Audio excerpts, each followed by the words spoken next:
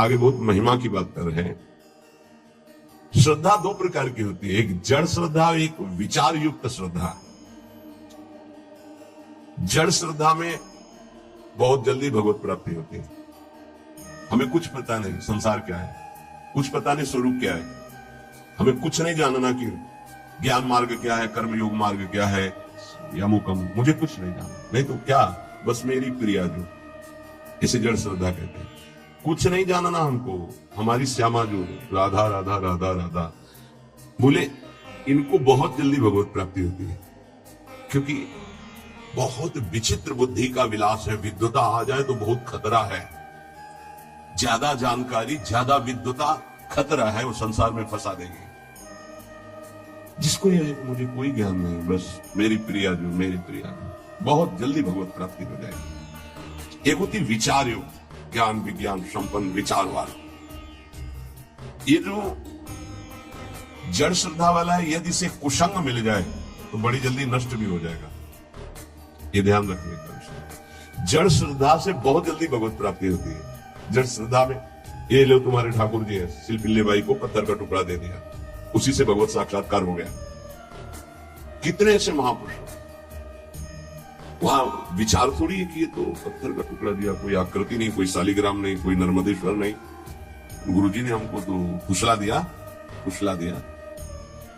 ये जड़ श्रद्धा में विचार नहीं, एक है विचार युक्त श्रद्धा, एक है जड़ श्रद्धा। इससे बहुत जल्दी भगवत प्राप्त। एक संत भगवान को देखा कि एक तौलिया, बड़ी तौलिया, उसमें सैकड़ों छेद थे और बहुत पुरानी और मलिन थी कि अगर शायद ऐसे करो तो नच जाए, वो ऐसे सर पे डाले रहते थे। प्राय हम उनको उसी में देखते थे। एक दिन कहा, ये तौलिया पुरानी हो गई, नई मंगा दे आपको।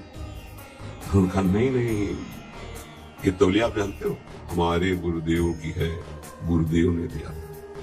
क्या अद्भुत गुरु निष्ठा! गुरु ने अपने प्रयोग की हुई तौलिया दे दी तो जीवन भर ऐसे। ब्रह्मावर्त बिठूर में एक आश्रम में उन संत भगवान का हमें नाम स्मरण नहीं, दर्शन करने गए थे, तो गुरु की लंगोटी से गुरु की पादुका छाती में हर समय बांधे रहते। ऐसा श्री सीताराम ओंकारनाथ जी महाराज की भी जो स्वरूप में पाया गया कि वो अपने गुरु की पादुका यहां बांधे रहते।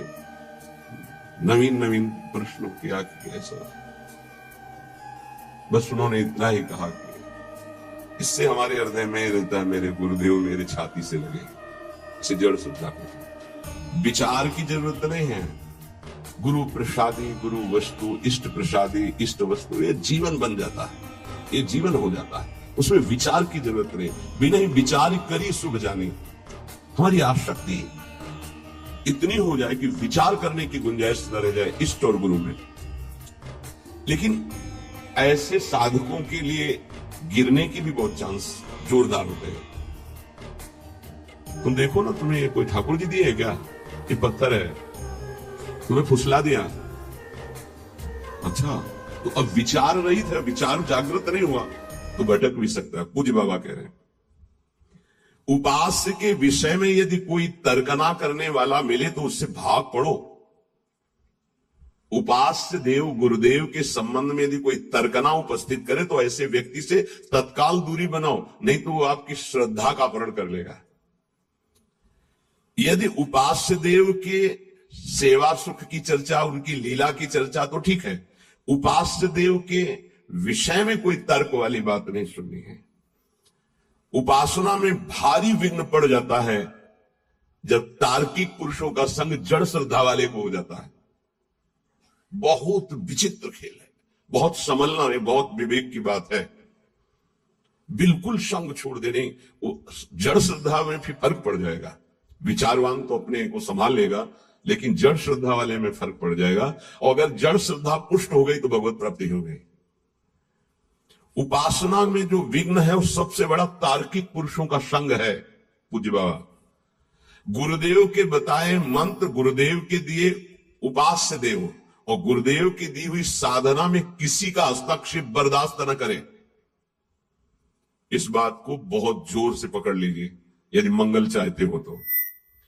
गुरुदेव के बताए हुए मंत्र, गुरुदेव के दिए हुए इष्ट देव और गुरुदेव की बताई हुई उपासना साधना में कभी भी किसी भी तरह का हस्तक्षेप बर्दाश्त न करें। बहुत वो बहते देखा ऐसे प्रवाह में बहते हुए कि वो पकड़ में नहीं आ रहे, चले गए, संसार की दलदल में पुनः फंस गए। कभी भी ऐसे तार्किक पुरुषों का संग न करे जो आपकी उपासना का खंडन कर रहे हो। ये गांठ बांध लीजिए, बहुत हानि हो जाती है, अश्रद्धा हो जाती है। बहुत संभालना है, क्योंकि बहुत कोमल श्रद्धा होती है। ये सूक्ष्म विषय सत्संग है, इसको अच्छे से समझना। हमारा भाव बढ़ता चला जाए, तार्किक पुरुषों के द्वारा भाव घट जाता है और यहां तक कि नष्ट भी हो जाता है। जो विचारवान भक्ति वाले होते हैं उनको बहुत विलंब से भगवत प्राप्ति होती है, पर उन विचारवानों को जल्दी कोई भ्रष्ट नहीं कर सकता। ये बात समझना, क्योंकि वो ज्ञान विज्ञान संपन्न है, तत्काल हर बात को काटने की क्षमता रखते हैं। पर जड़ श्रद्धा वाला काटने की क्षमता नहीं रखता, वो तो आसक्त होने की क्षमता रखता है। अब उसकी अगर आसक्ति परिपक्व हो गई तो फिर भगवत प्राप्ति। शिल्पी बाई की जिसे चर्चा में आता है, उनका ब्याह हुआ तो वो अपने वही जो पत्थर का टुकड़ा उसे ठाकुर जी मानकर गुरुदेव जी ने दिया था, तो वैसे ही सजा कर ऐसे साथ। तो पति ने देखा बार बार, तो वो पति की तरफ देख ही नहीं थी जब नया ब्याह हुआ। तो उसने सोचा क्या है इसकी गोद में जो हमारी ओर ये देख ही नहीं पा रही है, क्या है? बोले हमारे ठाकुर जी है। एक नदी पास में थी, लिए ऐसे फेंक दिए कि हमारे और आपके बीच में यही है ना बाधा, फेंक दिया। अब तो उसके प्राण व्याकुल हो गए, मेरे प्रभु। ये देखो, जड़ श्रद्धा है और आसक्ति प्रबल हो गई, श्रद्धा प्रबल आसक्ति में बदल गई। घर ले गए, ना आंख खोलना, ना बात करना, ना पानी पीना, ना भोजन पाना। जब बहुत विनय की तो आंख खोल के कहा मैं अपने प्राण त्याग दूंगी, एक बूंद जल नहीं लूंगी यदि हमारे ठाकुर जी नहीं आए। तो समस्या है, नई बहू है, अगर नहीं तो प्राण त्याग देगी, फिर वापस रहेंगे। तो उनका यदि तुम्हें इतना प्रेम है तो बुलाओ ना अपने ठाकुर जी को। जल में फेंक दिया है, अरे वो पत्थर है, पत्थर का टुकड़ा है, कोई भगवान नहीं, तुमको ऐसे केवल बहकाया गया है, तुम्हारे गुरु ने तुमको बहकाया, कोई भगवान नहीं है वो। तो उन्होंने कहा ऐसा नहीं, आप एक शब्द ऐसा मत बोलिए। और ऐसे बाह करके जे ही पुकारा तो वही जल से निकल कर ऐसे आए और श्री कृष्ण रूप धारण करके हृदय से लगा लिया। जड़ श्रद्धा, जड़ श्रद्धा का विचार की गुंजाइश ही नहीं, मेरे प्रभु मेरे गुरुदेव बस मेरे सर्वस्व, वहां विचार नहीं। यद्यपि जड़ श्रद्धा सरल भक्त हृदय को भगवान बहुत जल्दी मिलते हैं। जैसे अढ़िया जी का सुनाया था, जैसे एक भक्त बस सुन लिया कि चतुरासी जी के गायन से प्रियालाल का रूप साक्षात्कार होता है, छुटी 84 भ्रमंते निर्भय जुगल किशोर, बस एक ही पद, बनी श्री राधा मोहन जी की जोरी, गाय चरा रहा है गा रहा है, बार बार यही बनी श्री राधा मोहन जी की जोरी। पीछे से नूपुरों की धुनी आई तो मुड़ के देखा तो गौर श्याम जोरी पीछे पीछे चल रही। जैसे पूज्य महामहिम श्री जयदेव जी का रचित गीत गोविंद की महिमा है कि जब गीत गोविंद तो पीछे ठाकुर जी, वो एक बालिका मालिन की थी, पीछे ठाकुर जी। चतुरासी जी की महिमा ऐसी है, प्रिया प्रीतम, अक्षर अक्षर में श्यामा श्याम विराजमान, पीछे मुड़ के देखा तो प्रिया प्रीतम, बात की प्रिया प्रीतम ने। मदन टेट पे लता भवन में हरिवंश चंद्र जो मेरी सेवा में रहते, उनको बोल दो जाकर भूख लगी है, कड़ी ये बनाकर भोग लावे। वो आकर महापुरुष से बोले कि जुगल जोरी सरकार ने ऐसा ऐसा, तुम्हें कैसे मिले? बोले पद गा रहा था, बनी श्री राधा मोहन जी की जोरी, इंद्र नीलमणि श्याम मनोहर, सात कुंभतन गोरी, पीछे देखा नूपुरों की झंकार, तो प्रिया प्रीतम। महाप्रभु तो कैसे हमारी करुणामयी जोरी के एक चरवाहे को जो मुनि मन ध्यान दरत नहीं पावत, बहुत सरल भक्त को बहुत जल्दी भगवत प्राप्ति हो जाती है, बहुत जल्दी हो जाती है। बस उसका कुशंग ना होने पाए जब तक प्रबल आसक्ति ना हो जाए। सरल भक्त को इन विचारवान तार्किक जनों का संग नहीं करना चाहिए, इससे उनकी श्रद्धा में शिथिलता आ जाएगी, अनुभव शून्य हृदय होने लगेगा, कृपा जो हुई है उसका भी अनुभव नहीं होगा। बहुत बचो संग से।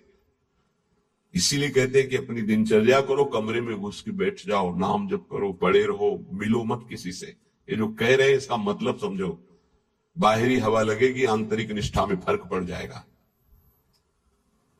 विचारवान अगर साधक है, श्रद्धावान है, तो उस पर कोई फर्क नहीं पड़ता। जैसे विचारवान साधकों से बहुत तर्क किया जाता है, हे शास्त्र वो शास्त्र की बातें दौड़ा दौड़ा के उनको वहीं खड़ा कर दिया जाता है।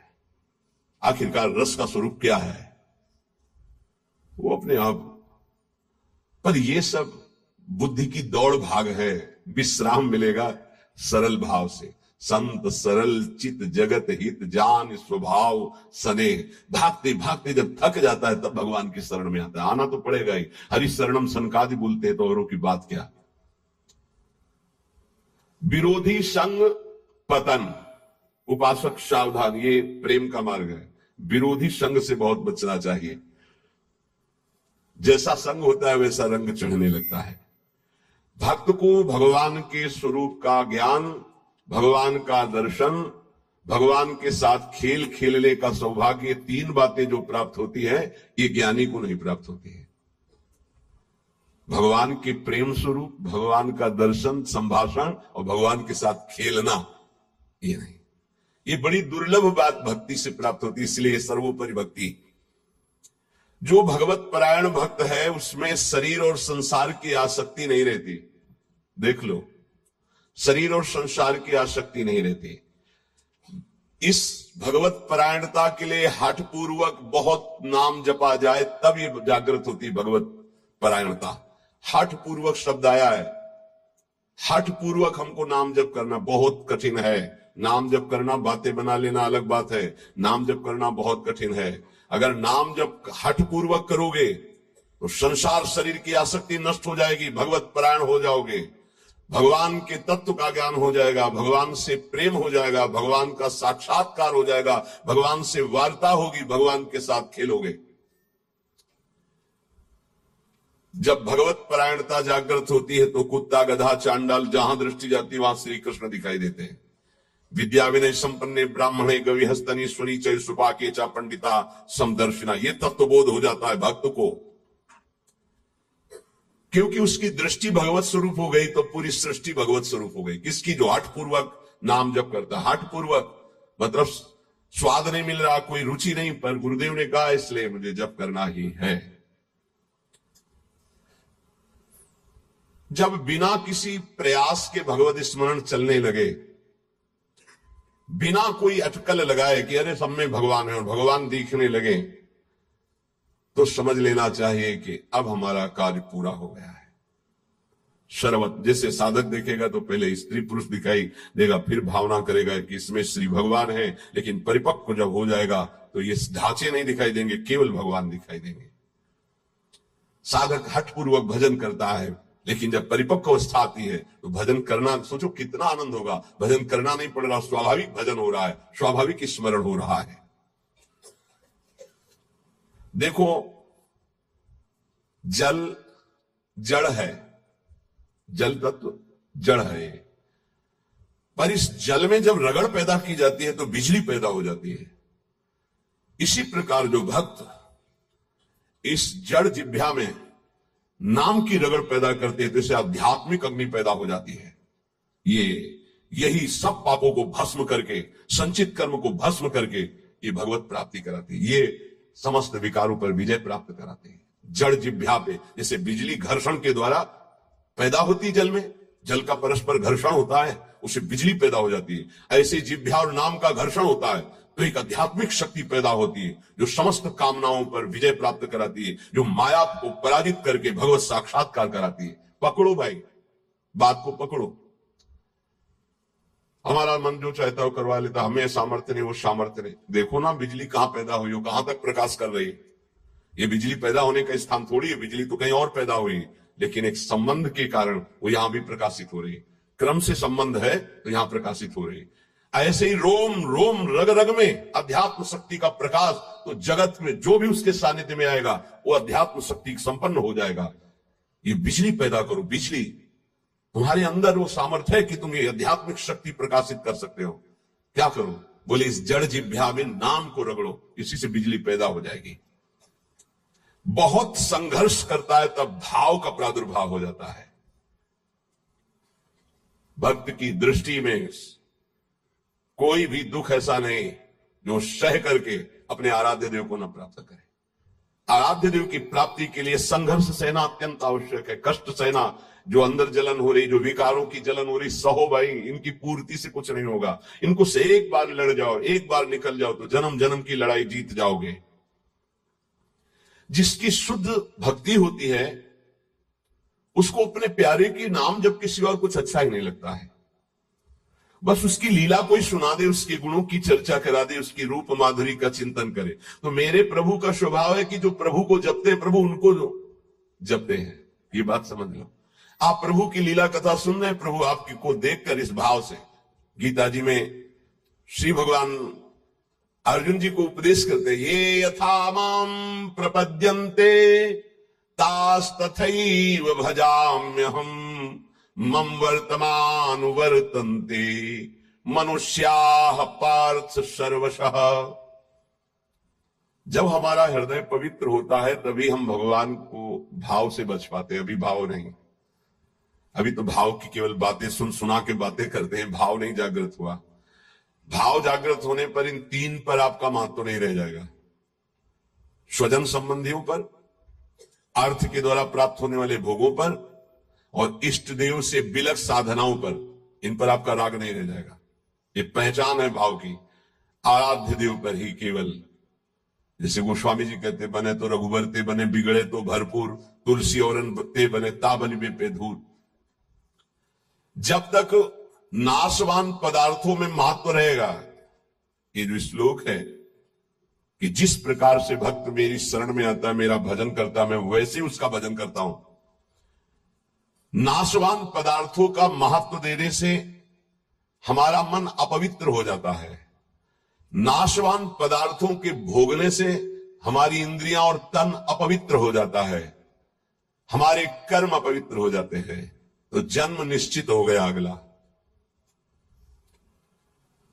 और जब हम भगवान की शरण में आते हैं, भगवत नाम जप करते हैं, भगवत शरणागत होते हैं, भगवत भक्तों का संग करते हैं, तो सारी मलिनता नष्ट हो जाती है। तन की, मन की, स्वभाव की सब मलिनता नष्ट हो जाती है।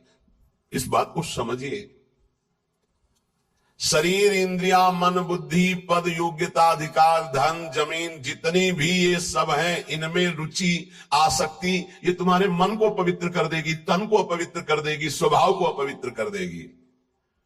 अगर इन्हीं सभी को प्रभु को समर्पित करके कर्तव्य कर्म का पालन करते हुए नाम जप करोगे तो सब कुछ पवित्र हो जाएगा।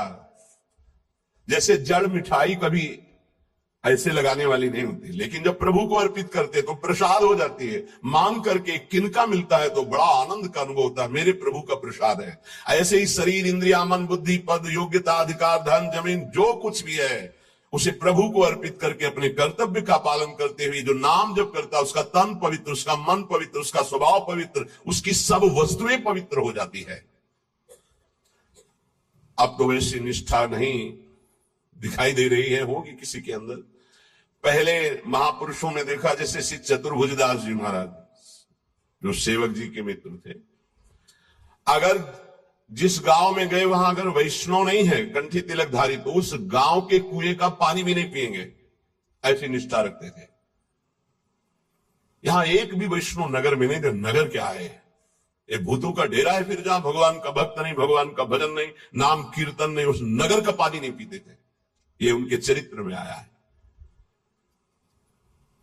बहुत पवित्रता का निर्वाह महापुरुष जन भजन के लिए करते थे।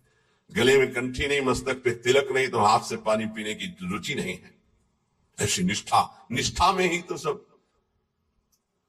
इसी निष्ठा का प्रभाव दैवी शक्ति को भी परास्त कर दिया। एक दिन एक नगर से निकल रहे थे तो देखा एक आदमी चिल्ला रहा था, रो रहा था, उसके हाथ पीछे बंधे हुए थे और बड़ा ढोल नगाड़ा बज रहा था, उसको घसीटते हुए ले जा रहे थे। चतुर्भुजदास जी मंडली के सहित मुरली मनोहर अपने ठाकुर को लेकर, मुरलीधर को, वो विचरण करते थे। तो उन्होंने लोगों से पूछा, ये आदमी इतना त्राहिमाम बोल रहा है, इसका कोई साथ क्यों नहीं दे रहा है, इसको क्या? तो बोले ये देवी के बलि चढ़ाने के लिए ले जाया। देवी की बलि? कहां है मंदिर? गांव के बाहर है। वाह, पहले उसको रोकवा दिया। इतना भजन का तेज था, रुकवा दिया। दरवाजे पे गए और कहा, ये तुम मां हो? कैसी मां हो जो तुम अपने बच्चों की हत्या करवा कर मुस्कुराना सीखती हो? तुम मां हो, इसका मतलब है तुम्हारे अंदर ममत्व नष्ट हो चुका है। चाहे कोई भी सृष्टि का जीव हो, वो तुम्हारा बेटा होता है। कुपुत्रो जायते क्वचित् कुमाता न भवति। ये कैसा न्याय आपका कि आपके सामने आपके बेटे को बंदी बनाकर बलि दिया जा रहा हो, आप प्रसन्न मुद्रा में हो। वहां के पुजारी ने कहा आप अंदर नहीं घुस सकते। बोले ये अंदर नहीं रह सकते। ठाकुर जी को साथ लेके देवी जी बाहर निकल आई, ठाकुर जी को सिंहासन पे विराजमान किया। उनके भागवतिक वैष्णव तेज भजन के प्रताप से लिखा हुआ है भक्तमाल जी में भी, जहां भी उनका चरित्र चतुर्भुज दास जी का, ऐसे हरिव्यास देवाचार्य जी। तो देवी जी ने कहा क्या आदेश है हमारे लिए। देवी जी ने कहा तो उनका पहले यहां के राजा को बोलो कि आज के बाद अगर यहां बलि चढ़ी तो सर्वनाश तुम ही करोगी, बोलो जाके यही। राजा को जाकर के देवी जी ने भय दिखाया और कहा अगर आज के बाद किसी भी जीव की हमारे ऊपर बलि चढ़ाई गई तो अब हम वैष्णवी हो गई है आज के बाद। हाँ, अगर बलि चढ़ानी तो नारियल नींबू आदि, ये नहीं, जीवों की बलि नहीं। कंठी बांधी देवी जी की और श्री जी के चरणारविंद की आसक्ति का मंत्र दिया देवी जी को चतुर्भुज दास जी ने। ठाकुर मुरलीधर को वहां विराजमान करके नाम कीर्तन बंद करा दी प्रथा, मुक्त करवा दिया जो बलि के लिए लाए। नाम बल, भजन बल। यदि आप प्रभु का आश्रय नहीं लिए, नाम जप नहीं कर रहे, तो यही शरीर, इंद्रियां, मन, बुद्धि, पद, योग्यता, अधिकार, धन, जमीन, ये तुम्हारे तन को मलिन, मन को मलिन, स्वभाव को मलिन और अगला जन्म निश्चित। जैसे कोई कहता है हम तो पिछले जन्म को मानते नहीं, अगले जन्म को मानते ही नहीं, तो तुम्हारे मानने ना मानने से सृष्टि चल रही क्या? कि तुम मानोगे तो सृष्टि चलेगी, नहीं तो बंद हो जाए। हम मानते नहीं सूर्योदय होता है तो सूर्योदय बंद हो जाएगा क्या तुम्हारे मानने ना मानने से? क्या ईश्वर का संविधान और शासन आंख मूंदने से टल जाएगा क्या? तुम्हारे ऐसा कहने से टल जाएगा क्या? अगर नहीं मानते हो तो है कोई परम शक्तिशाली जो बरबस जीव को उसके कर्म को भुगवा रहा है कोई कर्म का प्रबल फल देने वाला महान ईश्वर जो सुख और दुख के चक्र में पूरी सृष्टि को फंसाए हुए है। उसी से मुक्त होने के लिए वही है एकमात्र जिसका आश्रय ले लो। ये यथा माम प्रपद्यन्ते तास तथे भजाम्य हम मम वर्तमानो वर्तन्ते मनुष्या पार्थ सर्वशा। भक्त भगवान की जिस भाव से, जिस संबंध से उपासना करता है, भगवान वैसा ही दर्शन देते हैं। देख लो, जब जहां जैसा भक्तों ने भाव किया, भगवान वैसी ही लीला की। ऐश्वर्य भाव रखोगे तो ऐश्वर्य दिखाई देंगे, माधुर्य भाव रखोगे तो माधुर्य दिखाई देंगे। भगवान उसी प्रकार से भक्त के अनुभव में आते हैं जो जैसा भगवान के प्रति भाव रखता है। कोई भक्त भगवान को अपना गुरु मानता है तो भगवान श्रेष्ठ गुरु रूप में आ जाते हैं। अगर कोई भगवान को शिष्य मानता है, ऐसे संत महात्मा जन जो भगवान को शिष्य मानते हैं, तो भगवान एक श्रेष्ठ शिष्य बन जाते हैं। देखो, संदीपनी जी के शिष्य बने, विश्वामित्र जी के चरण चापे, वशिष्ठ जी के समीप बैठकर शिष्यत्व स्वीकार कर योग वासिष्ठ का प्रवचन सुना। यदि भगवान को माता माना जाए तो भगवान माता रूप में अनुभव देते हैं। भगवान को पिता माना जाए तो भगवान पिता रूप में अनुभव देते हैं। भगवान को पुत्र माना जाए तो भगवान पुत्र रूप में अनुभव। देखो, एक दिन देवर्षि नारद जी दर्शन करने गए नंद महल में, तो देखा मोटी डेहरी बाबा की डेहरी। तो उसको लालजू महाराज लांघना चाहते थे, दरवाजे के बाहर खेलने जाना चाहते थे।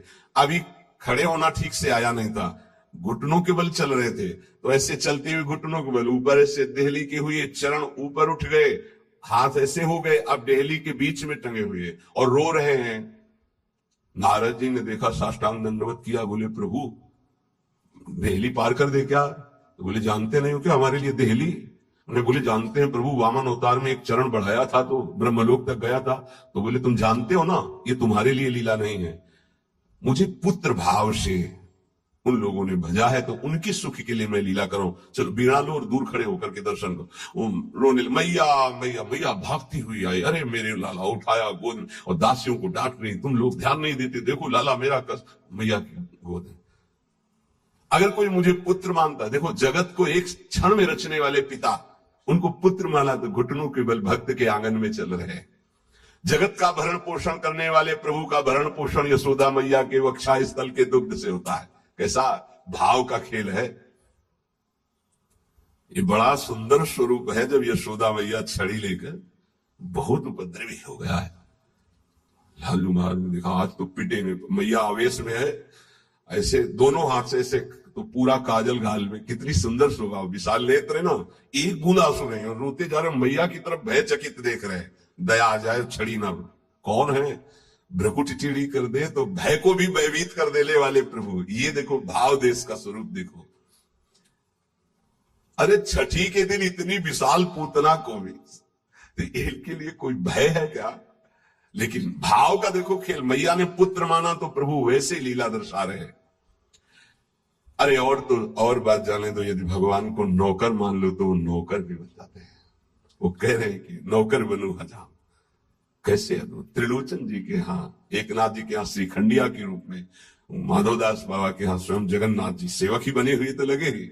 ये ऐसे भगवान से यदि अपनापन करके कोई भाव कर लो, वो आपको अनुभव कराए। सच्ची कहते तुम पहचान नहीं पा रहे, रोज तुमसे मिलता है वो, हर क्षण तुमको देखता है क्योंकि तुम भक्त हो उनके, लेकिन तुम्हारे अंदर वो दृष्टि नहीं आई इसलिए नहीं देख पाते। तो रोज मिलता है, चलिया वो रोज मिलता है वेश बदल कर, इसीलिए हर समय सावधान रहो, पता नहीं किस रूप में मेरा प्रीतम आकर के कहीं चूक ना हो जाए। त्रिलोचन जी के हृदय में था कोई ऐसा साधु सेवी मिले, क्योंकि मुझे इतना समय नहीं मिलता कि मैं संतों के पास बैठूं, उनके मन की बात पूछूं, फिर वैसा उनकी सेवा करूं। व्यवस्था सब हो जाएगी, कोई ऐसा नौकर। भक्त के अंदर की कोई भी इच्छा भगवान अधूरी नहीं छोड़ते। मुझे कोई नौकर रख ले, 14 वर्ष की अवस्था, नौ किशोर अवस्था, मलिन वस्त्र धारण किए हुए, फटे पुराने, ऐसे जैसे नौकर धारण करते हैं, सामने से निकले। और जगह बोलते जाके नहीं, केवल त्रिलोचन जी के दरवाजे में बोल सकते हैं ये कि मुझे नौकर रख ले, और किसी की हिम्मत ही नहीं, ब्रह्मा की भी हिम्मत नहीं, ब्रह्मा की भी हिम्मत नहीं कि इनकी तरफ ऐसे भाव से दे। ये भक्तों का खेल है। त्रिलोचन जी आओ आओ, हमें तो जरूरत है एक नौकर की, बस संत सेवा करवाने के लिए। आप क्या कर लेते हो? बोले बचपन से अनाथ हूं, मेरा कोई है नहीं, न माता न पिता न परिवार। तो झूठ भी नहीं बोल रहे, इनका कोई है ही नहीं, यही सब है तो इनका कौन है? बड़ा विचित्र खेल। भगवान शंकर का ब्याह हो रहा है तो साखोच्चार बुलवाया जाता है, पीढ़ी कुल परंपरागत। कहा गया हाँ आप अपने पिता का नाम लीजिए। भगवान शंकर ने कहा हम किसका नाम ले पिता के रूप में? चलो, ब्रह्मा जी की भ्रकुट से रुद्रावतार होता है, उनका ब्रह्मा जी, पिता ब्रह्मा और पितामह अभेद है हरि और हर। तो चलो भगवान हरि की नाभि कमल से ब्रह्मा जी की भ्रकुट से रुद्रावतार, तो कहा हरि। प्रपितामह बोले शंकर। बाप बाबा के बाप बाबा है, उनके आगे कोई है नहीं तो क्या? बोलो प्रपितामह में शंकर को बोलो। नहीं वो तो पहले बुलवाया है ना आपने, तो बोले पहले भी हम है, बाद में भी हम है, बीच में भी हम है। ये है इनका, तो इनकी हर बात सत्य होती है। कह रहे हैं कि मैं अनाथ हूं, क्यों? ये सबके दीनानाथ है, इनका नाथ कौन हो सकता है? मेरे परिवार में कोई नहीं है, क्योंकि यही सबके परिवार है, इनका परिवार कब? चराचर जगत वही खुद बने हुए हैं। मेरे माता पिता नहीं, क्योंकि सबके माता पिता है। अच्छा, तो बचपन से हमको सेवा में बड़ी प्रवीणता है, हर कला हमको आती, पर साधु सेवा विशेष समय रुचिकर है। अच्छा, तो तुम भोजन बना लेते हो? बोले एक बार बनवा दो, अगर संत अंगुली न चाटे तो बताना, इतना सुंदर। फीस क्या लोगे? पेमेंट क्या है आपकी? पेमेंट पैसे तो लेते नहीं, हमारी रुचि नहीं रहती पैसे में। लक्ष्मी जी चरण चापती भगवान उधर नहीं देते। नहीं तो आप कुछ तो होगी। बोले हाँ थोड़ा भोजन ज्यादा पाते हैं हम। जितना हम भोजन पाएंगे तुम्हारी पत्नी पीसेगी, उसी के हाथ का पीसा पाएंगे, वही हमारे लिए बनाएगी। और 1000 संत आ जाएंगे, उनकी व्यवस्था हम करेंगे, तुम निश्चिंत रहो, कभी शिकायत नहीं मिलेगी। पत्नी से कहा समस्या का समाधान तुम ही हो। तो उनका कितना? आधा किलो आटे की रोटी पाएंगे। तो उनका इस गोल में मत रहना, अगर हम भरपेट पाएंगे तो 3-4 किलो तक पहुंच सकता है, हमें पीसना पड़ेगा। बोले शर्त है अगर इतना कर सकते हो तो। और कभी किसी से कहोगी नहीं, अगर कह दिया तो फिर मैं नौकरी में नहीं रहूंगा। त्रिलोचन जी ने पत्नी से कहा, बहुत सेवा की भावना हमारे अंदर थी, ये पुष्ट हो जाएगी इससे, तुम इतना स्वीकार कर लो, ठीक है, दोनों टाइम का भोजन हम बना के पीस के तुम्हें पवाएंगी और तुम संत सेवा। भगवान जैसे किसी के मन में चल रहा है कि आज बढ़िया कढ़ी बनती है ऐसी ऐसी, तो भगवान वैसे ही बना के सबकी सेवा में रत। अब तो वहां संत समाज आती, खूब नाम कीर्तन, खूब कथा। त्रिलोचन जी निहाल हो गए कि मुझे, और नाम पूछा तुम्हारा नाम क्या है, तो बोले अंतर्यामी। अंतर्यामी, जब से अंतर्यामी ये सेवक पधारा तब से जो संत सेवा हुई, मन नाच पड़ा, भगवान को बार बार धन्यवाद देते, प्रभु ऐसा सेवक भेज दिया। ये नहीं समझ पा रहे थे कि जिनको धन्यवाद दे रहे वही है ये। और सुबह का पीसना 10 बजे तक पीस कर बना के खवाया, बर्तन मांजा, शाम के फिर पीसने का नंबर, क्योंकि उतना ही पाना है। वर्ष भर हो गया, कहीं जाने को नहीं मिला। एक दिन आया कि दोपहर थोड़ा समय में तो निकले, बगल में पड़ोसन मित्र थी उसके, वो गए तो उन्होंने कहा कि बहन बहुत दुबली हो रही हो, कुछ बात तो है ही है। और माताओं बहनों का एक बड़ा विचित्र चरित्र है, वो यही कहेंगे, कहना नहीं किसी से, पूरी बात ऐसे फैल जाएगी, क्योंकि महाराज ये स्वभाव रखा गया है। महाराज युधिष्ठिर जी ने ये शाप दे दिया था। जब सबको अर्घ दान दिया जा रहा था तो माता कुंती ने कहा कि बेटा कर्ण को भी अर्घ दान दे दीजिए, जो पित्त तर्पण आदि के मंत्रों द्वारा। तो उनका उसके कारण ही पूरे वंश का, कौरवों के विनाश हो गया। अगर वो साथ ना देता तो कभी हमसे युद्ध ही नहीं होता। ऐसे विपक्षी के लिए आप कैसे बोल दिए कि आप उसको पित्त तर्पण करो इस समय? माता आपकी बुद्धि कैसा निर्णय कर रही है? ऐसे धूर्त को तुम कह रहे हो कि मैं, जो द्रौपदी के लिए गंदे वचन बोला, जिसके बल से बलवान होकर दुर्योधन ने युद्ध किया, न जाने क्या क्या कष्ट सहना पड़ा। उनका बेटा तुमसे छुपाया था एक बात है, क्या? वो तुम्हारा बड़ा भाई है। कर्ण मेरा बड़ा भाई? तब उन्होंने कहा, मां अगर तुम इतना कह देती तो मैं पैर छूकर जेव्यूस के सामने झुकता तो पूरा बच जाता, राज समाज नहीं मारा जाता, क्योंकि उसी के बल से दुर्योधन बलवान होकर लड़ रहा था। हमें कोई वैर होता ही नहीं। जब कर्ण को हम अपना राज्य दे देते तो दुर्योधन का मित्र ही था, कोई झगड़ा ही नहीं होता। मां ये बात पहले क्यों नहीं बताई? आज से मैं शाप देता हूं, कोई भी विशेष गुप्त बात माताओं के हृदय में न टिके। संसारिक बात की क्षमता को सह पाना कोई महाभागवत की ही बात है। तो उन्होंने कहा कि कहना नहीं। अरे बोले दीदी तुम विश्वास मानो, कभी कहा है हमने? माताओं बहनों की जो चर्चाएं होती हैं वो बड़ी गूढ़ चर्चाएं होती हैं, हाँ, आपस में। बोले एक नौकर आया है, बस कहना नहीं। बोले नहीं किसी से नहीं। एक नौकर आया है, वो बहुत सेवा करता है पर खाता बहुत है, और उसको बना बना के हम ही को खवाना होता है, इसलिए हम दुबली भी हो गए, तुमसे मिलने भी नहीं आ पाए। लेकिन कहना नहीं, वो चला जाएगा। जब लौट के आई तो वहां नहीं थे अंतर्यामी भगवान नहीं। त्रिलोचन जी तो हाँ अंतर्यामी कहां गए, खूब ढूंढा, नहीं मिले, बहुत विकल होके रो रहे थे। उसी समय उसी रूप में भगवान प्रकट हुए। मालिक, अरे अंतर्यामी, जो ही नजदीक जाने की कोशिश करो, देखा ललित त्रिभंगी भगवान से। प्रभु आप? बोले मैं ही तो था। तुम क्या समझते तुम्हारा कोई और नौकर था? मैं ही नौकर था। मैं तुम्हारी इच्छा की पूर्ति के लिए स्वयं नौकर बना हुआ। अगर आपका भाव बन जाए भगवान के प्रति तो भगवान नौकर बन जाए। देख लो, जहां अर्जुन जी की पादुकाएं हैं वहां भगवान बैठे हैं, और जहां भगवान की पादुकाएं रखने की चौकी होती वहां भगवान शंकर सनकादि नमन करते हैं। शिव शनकादि जहां वंदना करते हैं, जिनकी चरण रखने की चौकी में, वो भगवान वहां बैठे हैं सारथी पद पे, और रथी रूप में अर्जुन भक्त बैठा है। कैसी प्रभु तर उतर कभी डार पर है, प्रभु ऐसे बैठे हैं, और सब ऊपर बैठे, डाल में बैठे।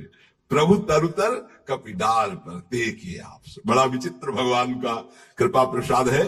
जो भगवान को दोस्त मानता है तो भगवान दोस्त बन जाते हैं। जो भगवान के लिए जितना व्याकुल होता है भगवान उसके लिए उतना व्याकुल होते हैं। भगवान भक्त के बिना तभी नहीं रहते जब भक्त भगवान के बिना नहीं रह सकता है। ध्यान रखना, आप जी रहे हो अच्छे से, वो छुपे हुए हैं। जिस दिन आप व्याकुल हो जाओगे वो छुप नहीं पाएंगे, वो बड़े प्रेमी हैं, तत्काल आपका साक्षात्कार हो जाएगा। भगवान श्री कृष्ण चंद्र कहते हैं, मुझे जो जिस भाव से भजता है। देखो अभी क्या भाव से भज रहे हो? अभी भज रहे हो विषय भाव से, भोग भाव से। जिस जिस भाव को आप, तो वही श्री कृष्ण बने हुए, सच्ची बात मान लो, उनके सिवा कोई नहीं बना होगा। वही है, मत्ता परतरम नान्यत किंचित अस्ति धनंजय, किंचन मात्र हे धनंजय, मेरे सिवा कुछ नहीं है। इसलिए आप भगवान से अपनापन कीजिए, जो वस्तु चाहोगे वो बन करके आपके समीप आ जाएंगे। वही है, वस्तु में, व्यक्ति में, स्थान में। देखो, वही बनने वाले हैं, वही बनाने वाले हैं। जो वस्तु बनी वही बने हैं, पक्का समझिए। जिस समय हमारा ज्ञान दूर हो जाएगा तो बात समझ में आ जाएगी। वही जैसे बछड़ा और सखाओं का अपहरण किया तो सखा भगवान बन गए, उनके कपड़े बन गए, छड़ी छीका बन गए। वैसे ही लंग के बछड़ा, उतने ही बछड़ा, उतनी आयु के, ऐसे ही भगवान चराचर जगत बने हुए हैं। इसलिए हमारे अंदर भगवत भाव जागृत हो जाए तो निष्ठापूर्वक नाम जप करें, और तन मन की अपवित्रता को दूर करने के लिए कर्तव्य कर्म, जो हमें कर्तव्य कर्म भगवान की सृष्टि में मिला है, उसे करके भगवान को अर्पित करें। खूब नाम जप करें, जीवन की इसी में सार्थक। अनंत जन्मों की भटकन मिटने का समय है, ये बढ़ाने का नहीं। पर ये दुष्ट मन, ये दुष्ट इंद्रियां, ये परम सुख चाहती ही नहीं है। ये केवल इस मलमूत्र के भांड शरीर को मैं मानना और इसी के भोग को परम सुख मानना, लाख समझाने पर भी ये उसी की चाह करती हैं जिसमें कभी कहीं तृप्ति नहीं होती। चाहे जितना ज्ञान हो, चाहे जितना समझ हो, पर वो समझ और ज्ञान माया के प्रबल वेग में बह जाती है, और उपासक पुनः मन और इंद्रियों की प्रेरणा में सुख की खोज में फंस जाता है। जबकि अच्छे से पता है, सुना गया है, समझा गया है कि सुख भोगों में नहीं, श्री भगवान में है। सुख संसार के संबंधों में नहीं, भगवत संबंध में है। क्योंकि ये संसार के संबंध माने हुए हैं और प्रभु का संबंध है। जब तक उस है को स्वीकार नहीं करोगे तो नहीं से तुम्हारी तृप्ति कभी नहीं हो सकती। ये नहीं, जो भी नाम रूप, जो भी भेद, जो भी भोगों के प्रति आकर्षण, ये नहीं। इसमें जो है वो है, वो हमारा है, वो अपना है, उसी है से संबंध है। उसे राम कहो, कृष्ण कहो, शिव कहो, मां कहो, पिता कहो, मित्र कहो, कुछ भी कहो, वही है। उसके अलावा जो माना हुआ वो नहीं। इस नहीं से जब तक नहीं नहीं हृदय नहीं कहेगा, तब तक परमात्म बोध नहीं होता। इसीलिए महापुरुष जन इस बात पर जोर देते हैं, दूराद पार्श्व स्वजनान। स्वजन शब्द केवल प्रभु के लिए हो, स्नेह शब्द केवल प्रभु के लिए हो। पर बहुत दुर्गति है बुद्धि की कि ये सब सुनने जानने के बाद भी वो ठीक निर्णय नहीं करती, ठीक न्याय नहीं करती, और मन को सपोर्ट करके इंद्रियों के द्वारा जीव का बंधन पुष्ट करती रहती है।